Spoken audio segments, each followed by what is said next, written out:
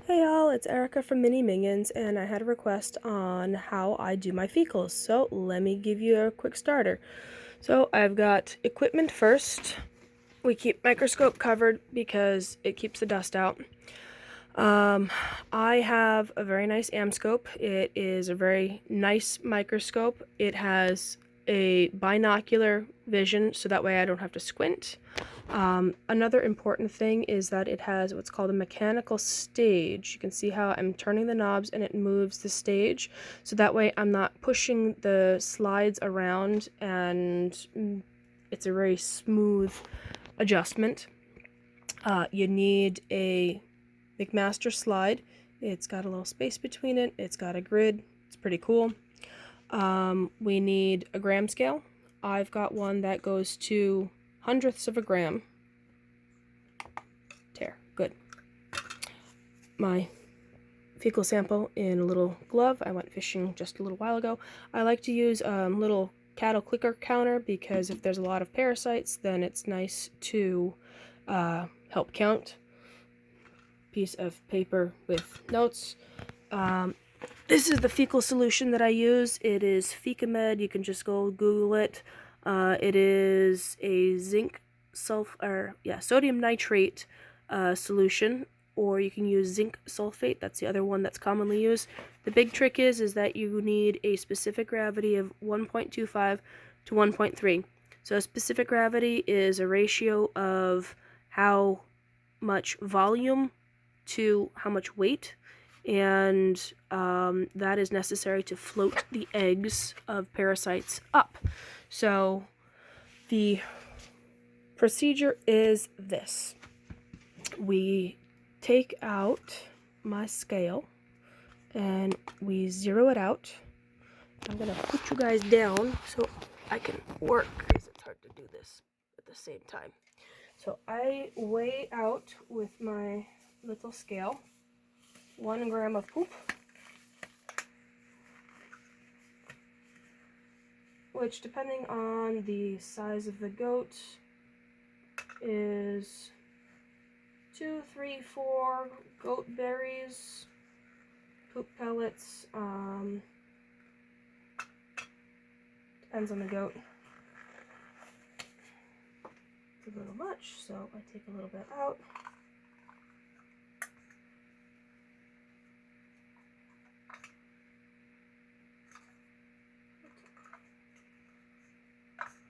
The more accurate you are, the more accurate your results are. As they say, garbage in, garbage out. Poop. Yay, good. 1 gram of poop. So it's about a little less than 2 goat berries. So to that 1 gram of poop, I add in my fecal solution in a specific ratio. I use 15 milliliters to 1 gram. Now, I find that weighing it is actually more accurate than volume. So if you weigh out 15 milliliters of solution, it weighs milliliters versus grams. Milliliters is a volume, grams is a weight. So 15 milliliters weighs 17.91 grams. If you use 2 grams of poop to 30 milliliters of solution, the solution would weigh 35.82. So that's the basic recipe. 2 grams feces, 28 milliliters of poop. So a total of, okay, yeah, you get the idea. It's a total of 30 milliliters total. That's the thing. It's like 1 o'clock in the morning. I'm tired. So, alright. Pull up solution.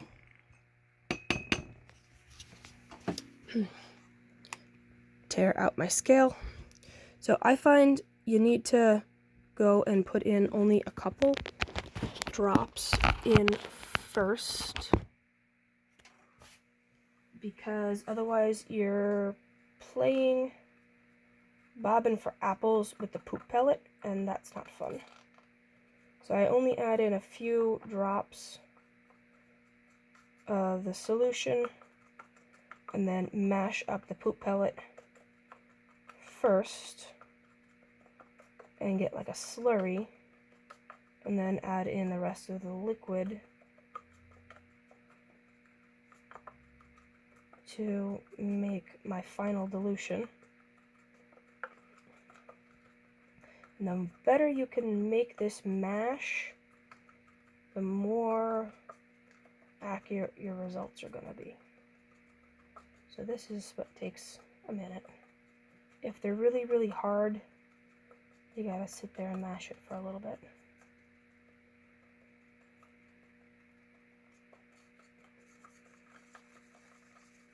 If you got ribs on the Dixie cup, it works really well. These are just little Dixie cups from Walmart or Target, whatever, little bath cups. My scale sometimes times out, so you need to tap it to keep it on.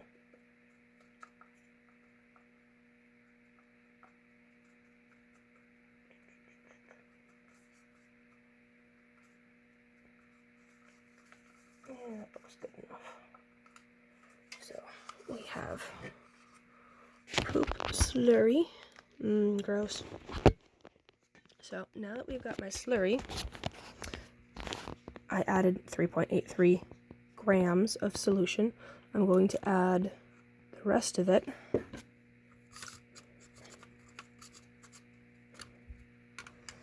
According to my recipe, so 1 gram, 17.91 grams of solution.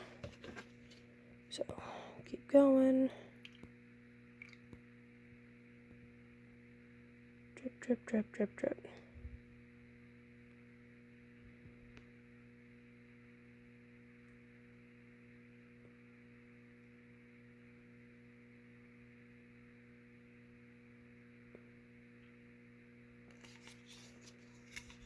So as you can see, each drop is like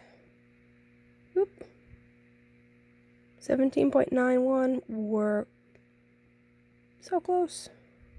Perfect. Done. And then we mix some more. Put you down so I can use 2 hands.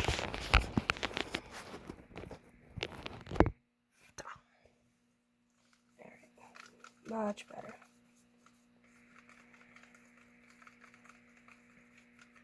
Now that I've got my poop slurry done, big thing is take care of your scale.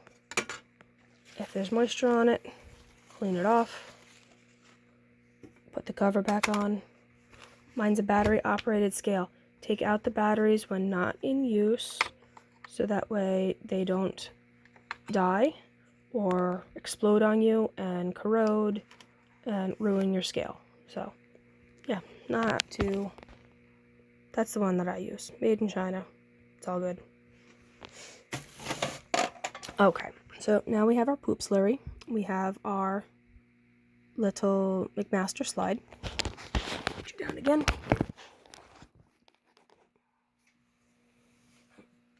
Can you see me? Okay. So what I do is I mix up thoroughly, because as the solution settles, it will cause the eggs to rise to the top. And we want to get a accurate dilution, and I get a little bit of a spoonful off of the tongue depressor, and I mix between each loading. And you're just looking for the liquid.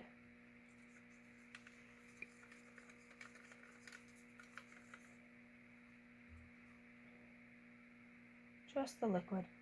And it flows right between the 2 plates on the slide. There's the top plate and then the bottom plate. And the big trick is that you need to get just enough solution to cover all of the grid. Like that. Can you see okay? There we go. Maybe. Cool. Alright. Put boop away. And then we put slide onto the microscope. One-handed. Awesome. Cool. So as far as the microscope, we have the two eyepieces. This eyepiece has a, come on, focus. Focus. There we go. Maybe 10x magnifying. And then the objective that I use to run the fecals is focus. Come on now. Please. Focus. E. Doesn't want to focus. There it is. So this one is also 10x. So 10x multiplied by 10x is 100x. So you need a 100x magnification. All the rest of the objectives really aren't used. The low one, maybe, if you're just looking for making sure you're getting into the right layer on the slide. So you can kind of see how there's two layers of the slide. Maybe if my phone is actually going to work with me. So it's got a top layer and then a bottom layer with the sandwich of the poop solution in between it. So we turn on the microscope and we can use the mechanical stage to move things around, makes things nice and even. I can adjust the light if necessary. Also, you have underneath a little lever called an iris, which also adjusts the light so you can see things well. Okay, so let's go take a look and see what we see under the microscope.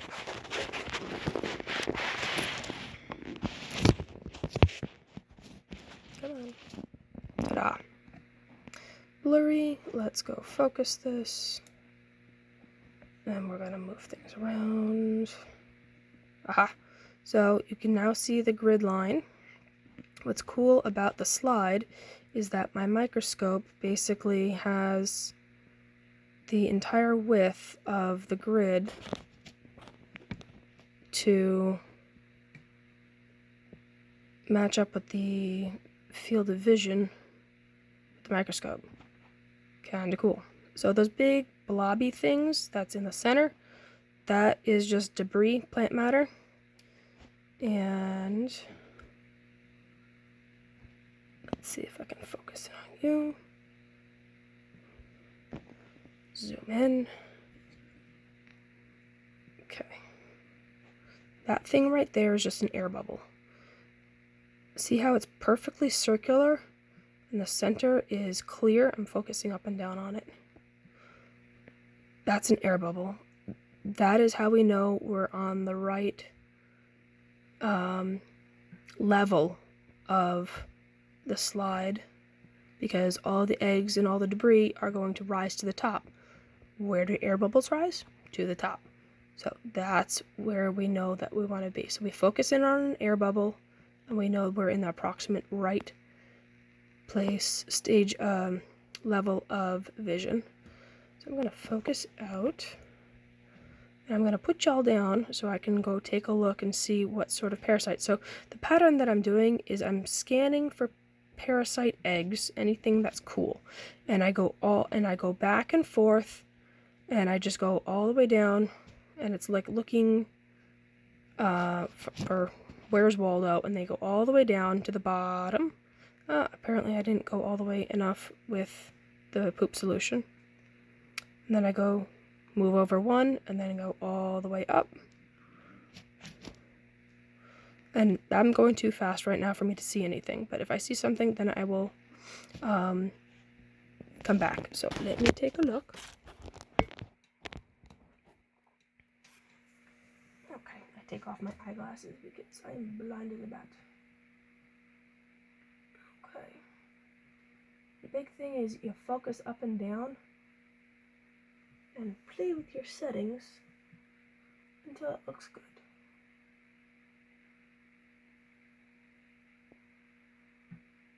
So, I see a barber pole worm. Barber pole, or the so-called strongyle, the hot worms, which is the genus and species of a whole bunch of different parasites. Okay, so you see the big blue line of the grid, and then smack dab center is a parasite egg. I'm going to zoom in on it. Okay, see how it's got that little, it looks like there's a whole bunch of marbles inside of it, and it's kind of oval shaped? That's what we're looking at. That is a barber pole, or it's called a strongyle, but it's most commonly a barber pole worm. Focusing up and down on it. Ew. And I lost focus. Where'd it go? There. So, there's charts out there that you can reference and probably post up. So that's pretty cool. So, there's at least one. So, on that, I zoom out. Click. Let me go find more.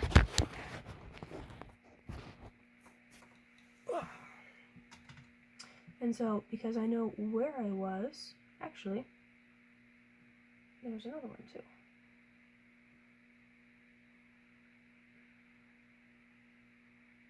So, in the clicky, I had click. So there's two. And I count all of them.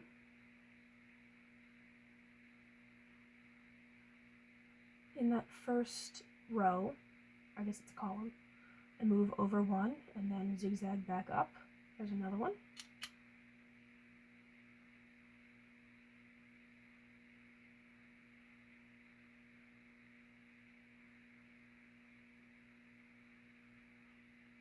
And it takes some time to differentiate what a parasite is and what is not a parasite. And that is just practice and more practice. I'll see if I can find any coccidia. I zigzag back and forth. There's another barber pole worm. I'll show them to you.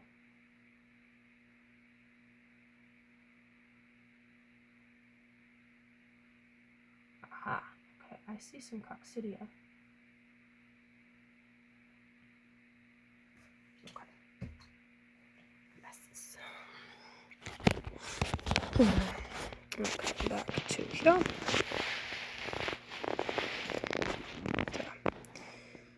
Okay, so let me focus a little bit. So I focus in with the air bubbles, and then I'm going to zoom in. So that kind of ovally thing to the top left, let's see, I guess that's about 10 o'clock of the air bubble is a coccidia, and I can't get a good, come on, I can't get a really good view of it because the phone keeps focusing back and forth. So there's some pictures of coccidia that you can look at online.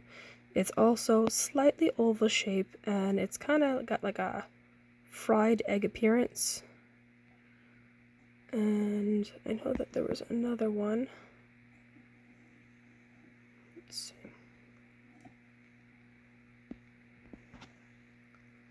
That was actually right there. So you can see there's a coccidia front and center right there. And then in the bottom right hand corner, there we go, we've got two coccidia in that shot One is more round than the other, but you can kind of see that it's got a center grayish circular thing, like a nucleus. It's like not exactly the nucleus, but central portion. Just focusing up and down.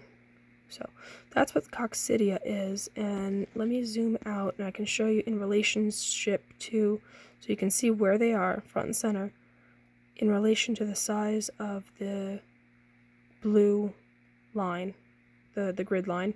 So they're much smaller than the barber pole worm eggs, the strongyle eggs. So kind of cool.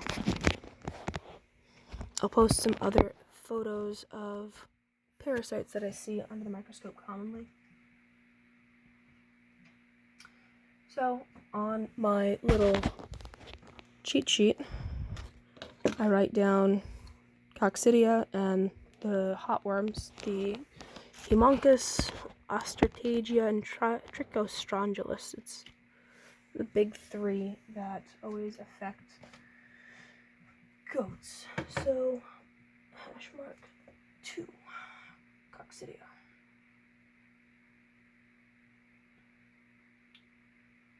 And here's another pretty cool one.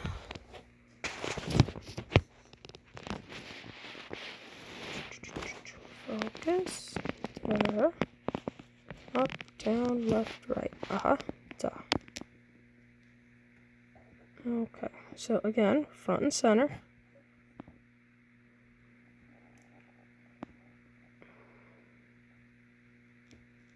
Zoom in.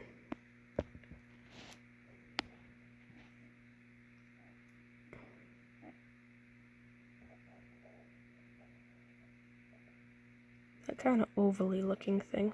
When you see it in real life, it's a little easier to tell. And it just takes practice. Just focusing up and down on it so you can kind of see what it looks like. Cool. So that's a third coccidia that I'll mark down on my. Let's zoom out. Zoom out. Zoom out. Cool. And then mark it down. The third coccidia.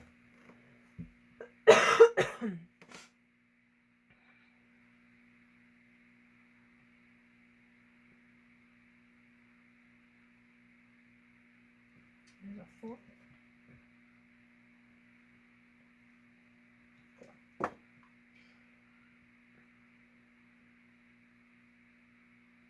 And sometimes you really wish that you have like 5 million counters to count things, because right now I'm just using hash marks and my clicker counter. And there's another coccidia.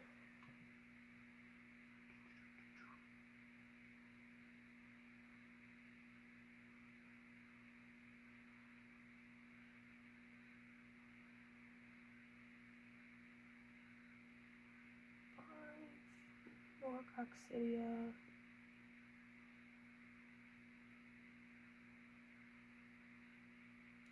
6.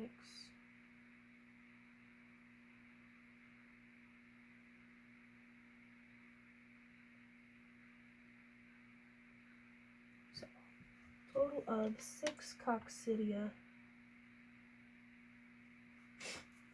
Alright. So, I counted on that one grid, and we got 5 hotworms and 6 coccidia. 5. And then we zero out our counter. And I count the second side of the grid. And what's kind of weird is that with a microscope, up is down, up is down, and left is right when you're looking through the actual eyepieces of the microscope, so it's all backwards. So it kind of takes a little bit of practice to get used to. Okay, let's take a look at the other one. If there's cool stuff, I'll show you. Alright, and I always start at the top work up to my way bottom. 1 coccidia.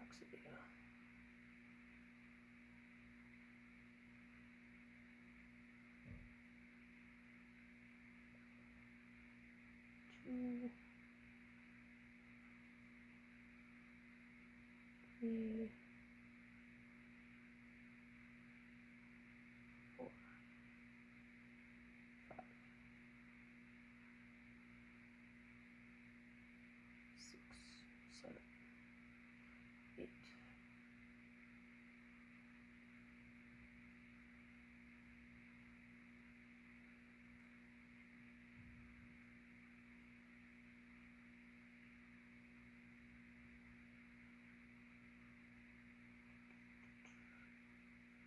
9,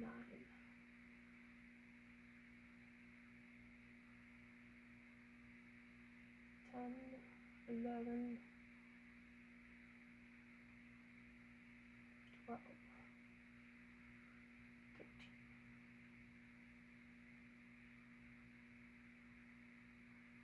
14,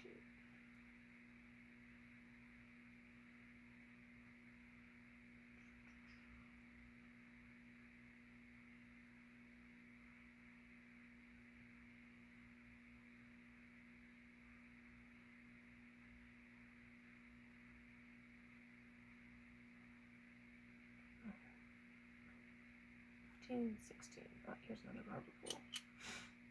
I'll show you that one. Alright. Let's see. There we go, front and center. You can see that one pretty nicely. And again, you can see the size difference on the barber pole versus the coccidia. And we zoom in. Very nice. So you've got that marble, it's a bag of marbles. Pretty cool. Strongile. Probably barber pole. The thing to the top right of it, to the side, like 1, 2 o'clock, just some plant debris. Nothing big. Couple air bubbles. More plant debris. Pretty cool.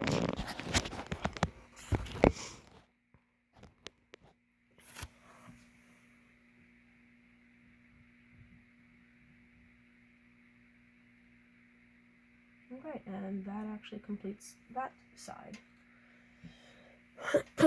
So, with this dilution, we had only 1 barber pole on this side. And I think it was, what, 13?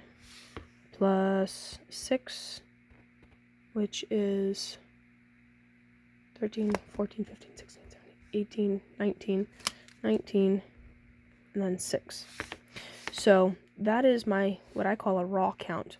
Now, for the dilution that we used of poop ratio to solution was that makes it up so that for each 1 parasite that we see, it's actually worth 50. So 6 times 50 is equal to, and then 19 times 50 is equal to eggs per gram, eggs per gram. Calculator, because my math sucks. On 6 times 50, 300. And then clear, 19 times 50 equals, right? 19 times 50. Yeah. 950. So, this is for the hotworms, and this is for the coccidia. Now, as far as what's a good number, what's a not good number, you gotta base that on the numbers that you get, and also the signs of the goat. Now, what does this mean? I've done a lot of research, and this is my general gauge. So, for the Strongyles, a low count is less than 500. She's less than 500, so we're probably good on that. I could recheck her FAMACHA and check her mucous membrane color to verify. Mid, high. Highs are absolutely we want to deworm. Mid, take a look at the animal. Is it skinny? Is it looking a little pale? Is it looking like it needs to be dewormed? Then we would want to deworm. At lows, we don't want to deworm because it's basically giving the medicine that they don't need, and you're going to create parasite resistance. For coccidia, it's a lot higher, so 5,000 eggs per gram, so 950 eggs per gram, definitely not worth treating. So mid, high, definitely you want to treat over 7,000. And that's about it. So hope you learned something, and if you've got questions, feel free to message me, send me comments. If it was good, thumbs up, and we'll see you next time. Take care. Bye.